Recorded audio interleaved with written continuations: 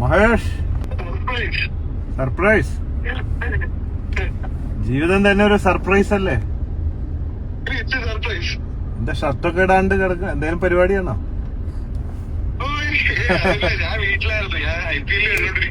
ആ ശരി. Okay okay. എവിടെയാ വീട്? എവിടെ? കിളിമാനൂർ. ഓക്കെ. അപ്പൊ കിളിമാനൂർ എന്ന് പറയുമ്പോ തിരുവനന്തപുരം. എന്ത് ചെയ്യുന്നു? ഞാൻ പോലീസിലാണ്. അത് ശരി. കണ്ടറിയാം ശരീരം, കട്ടമേശിയും ശരീരം കണ്ടറിയാം. പോലീസായതുകൊണ്ട് ഇനിയിപ്പോ കാശ് തരാണ്ടിരിക്കാനും പറ്റില്ലല്ലോ. പോലീസിനും 10 ലക്ഷം രൂപ അടിച്ചിരിക്കുകയാണ്. എവിടുന്നാ വാങ്ങിയ പോച്ചേറ്റി? എന്റെ ഒരു ഫ്രണ്ട് ഉണ്ട് രമ്യ എന്ന് പറയുന്നത്, പുള്ളിക്കാരിയുടെ ഞാൻ മേടിച്ചത്. അപ്പൊ ഫിജി കാട്ട് വഴിയാവും അല്ലേ? അതെ അതെ, ഫിജി കാട്ട് വഴി. 1390 മറ്റൊരു കിറ്റ് അല്ലേ?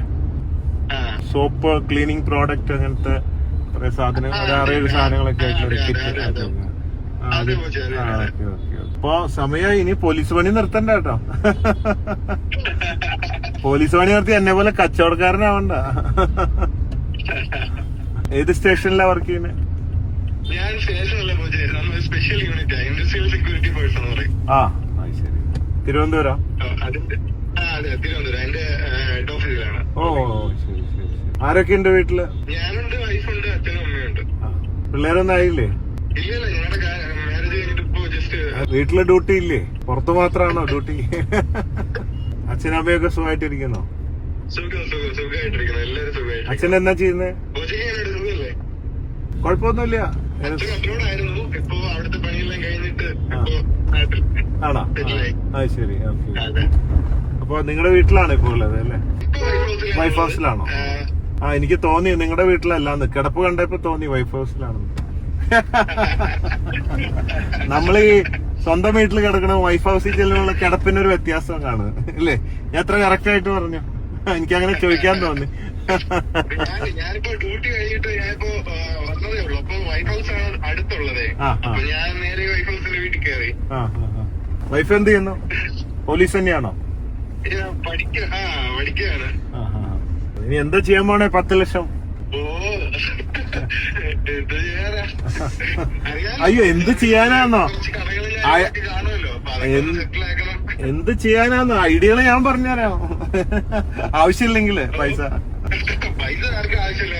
അല്ല, അങ്ങനെയല്ല, അത്യാവശ്യമില്ലെങ്കില്. സംസാരിക്കാൻ സാധിച്ചതിൽ സന്തോഷം. ഹാപ്പിയാണോ?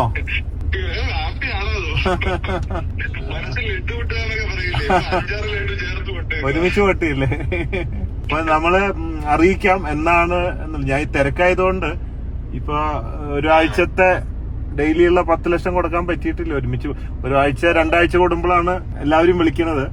അങ്ങനെ വിളിച്ചിട്ട് ഒന്നായിട്ട് കൊടുക്കുക, സൗകര്യമുള്ള ആ സമയം നോക്കിയിട്ട്. എല്ലാവരും വിളിച്ച് പറയുന്നുണ്ട് എന്നുള്ളത്.